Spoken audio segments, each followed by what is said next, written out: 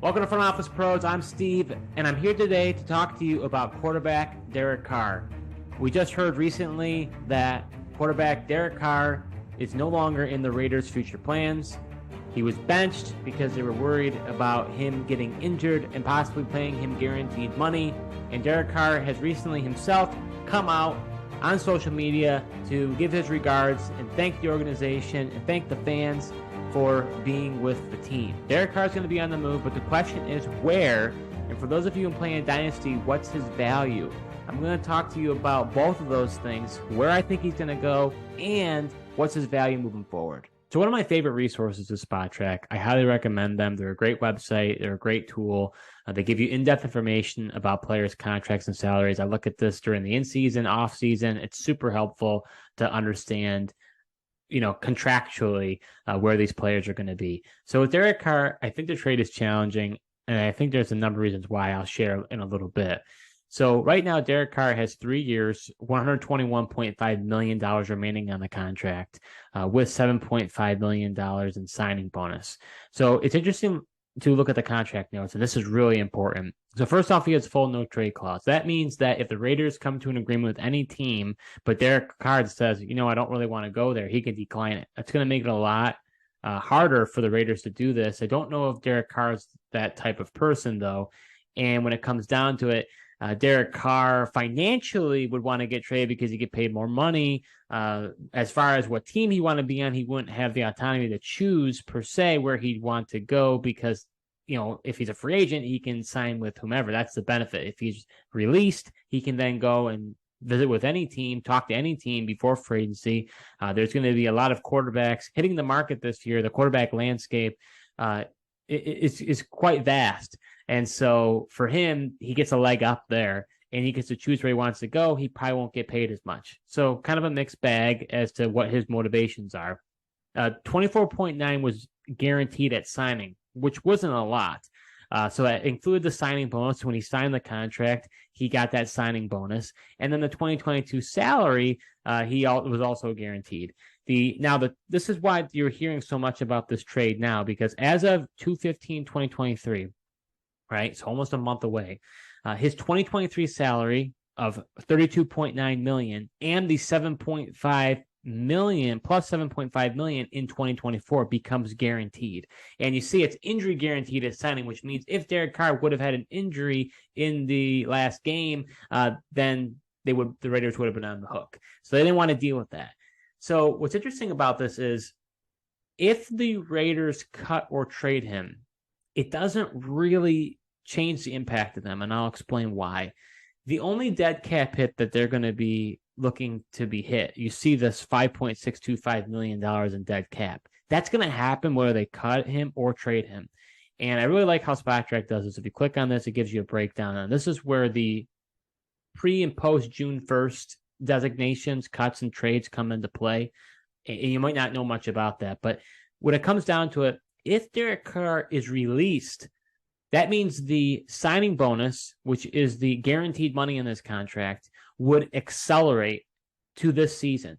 So you see the $1.875 million in signing bonus. It goes to the next 3 years. That accelerates, and then the Raiders are on the hook for a $5.625 million guaranteed dead cap cost.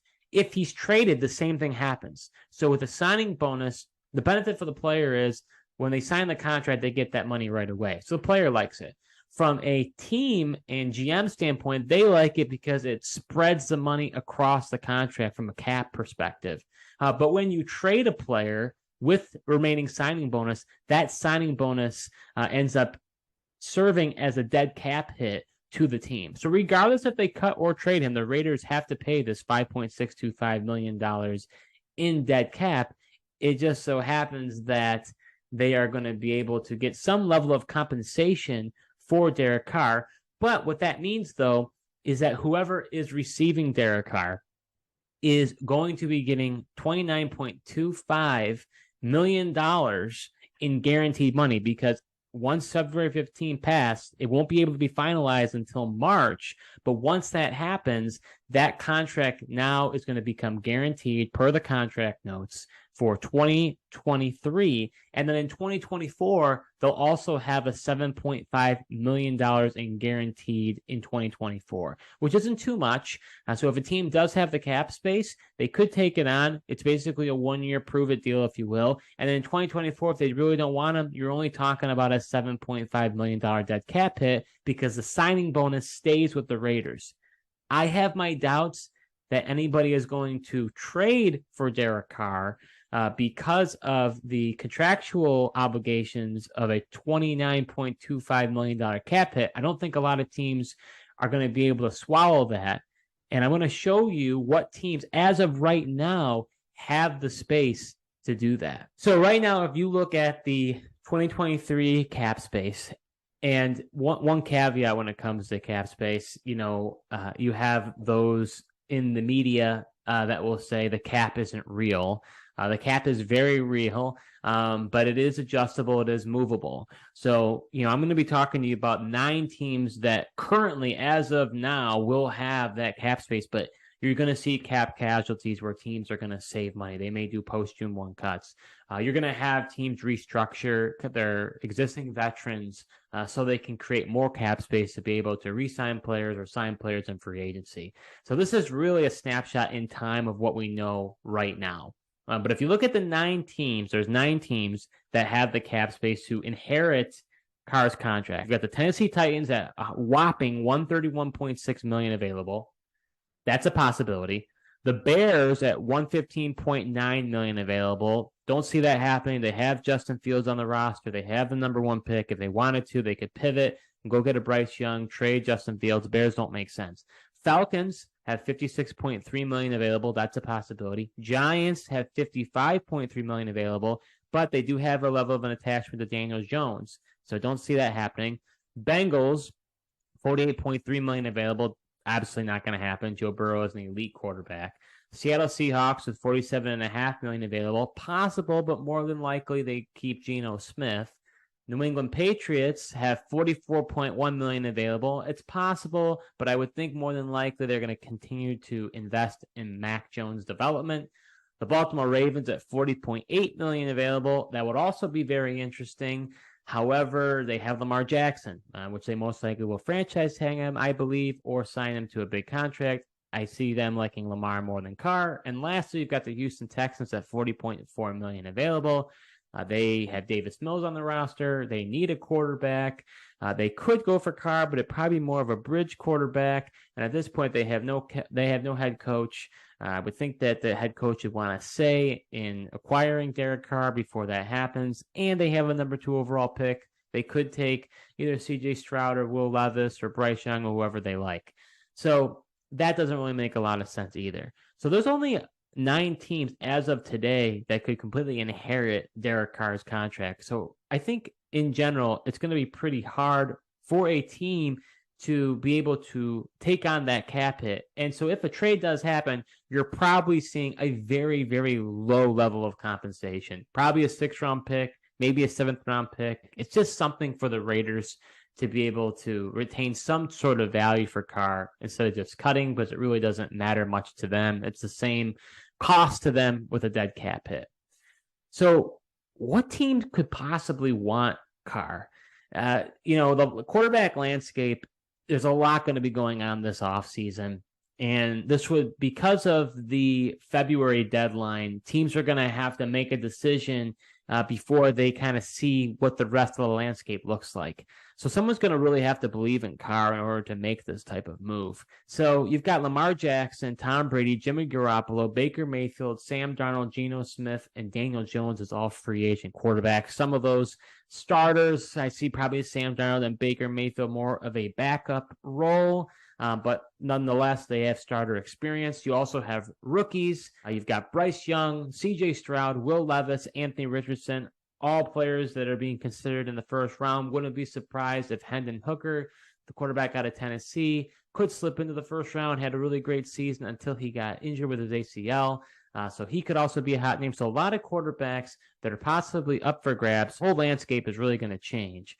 So when it comes to my prediction of what I think will happen to Derek Carr, I believe Derek Carr will be released.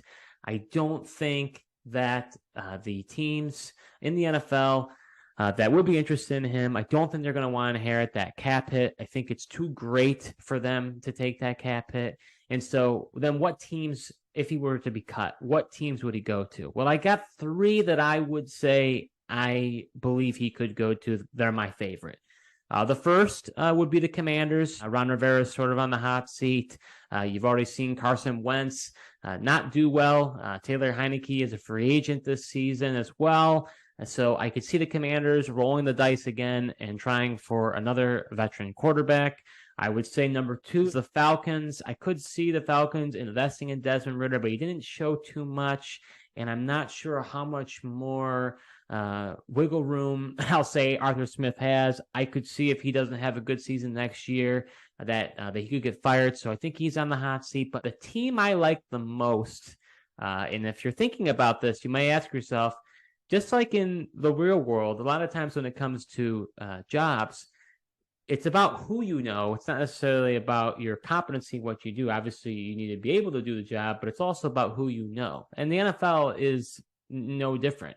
It's a people business. And so it is about who you know. And so if you think about a head coach that drafted him, that's right. Dennis Allen, the current head coach of the New Orleans Saints, drafted Derek Carr. And so my prediction is that Derek Carr would go to the New Orleans Saints. They have negative $53 million in cap space, which is ginormous.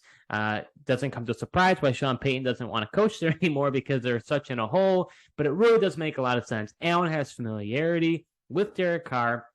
Derek Carr would have the rights to a starting job. Jameis Winston is going to be moving on. Andy Dalton is a free agent. So Derek Carr would be able to have a starting job, and Dennis Allen's on the hot seat. He needs to perform. There was a rumblings of him maybe getting fired after on black money. This current coaching cycle. He's only coached for the team 1 year, so he really needs to be successful. They have some good weapons on that offense, and Derek Carr has been a good middle of the road quarterback. So it does make a lot of sense for the Saints, who don't have the draft picks nor the cap space, and they need to stay competitive. So I could see him coming on for a 1-year deal, kind of a bridge contract with a low amount of money to try to recreate his value and try to hit the market again next year.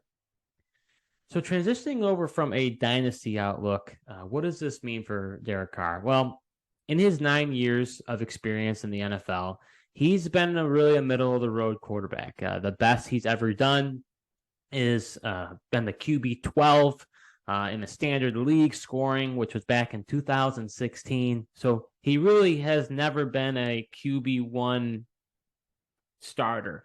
He's kind of that bridge QB1, QB2. We really thought he could take a next step forward, having Devontae Adams, Darren Waller, and Hunter Renfrow in the offense. However, that didn't happen. His best season was in 2021. He had thrown for 4,804 yards with 23 touchdowns and 14 picks. He regressed, only threw for 3,522 yards with 24 touchdowns and 14 picks. Now, he did get benched near the end of the year.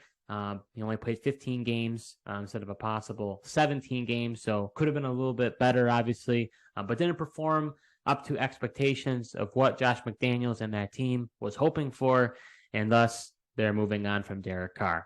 So honestly, when it comes to Derek Carr, unless you're in a deep quarterback league or a 2-quarterback league or a super flex league, Derek Carr is probably an afterthought. He's not your QB1. He's a middle-of-the-road bridge quarterback. The thing with him is the speculation window is open. I talk about this a lot. We don't know where he's going to go. And depending on who's in your league, that creates curiosity. You may have owners who are trying to get ahead of the curve and try to acquire Derek Carr before he goes to a great team and he ends up being really successful.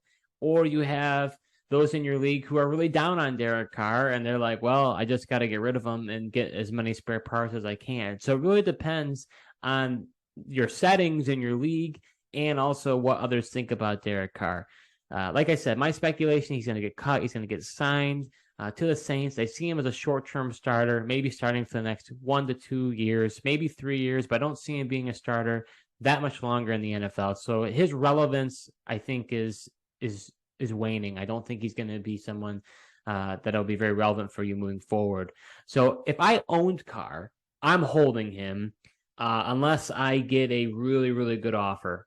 And in the settings that I was talking to you about that would make sense in deep leagues or Superflex league, if I could get a second round pick plus, off the top of my head, that would be intriguing to me.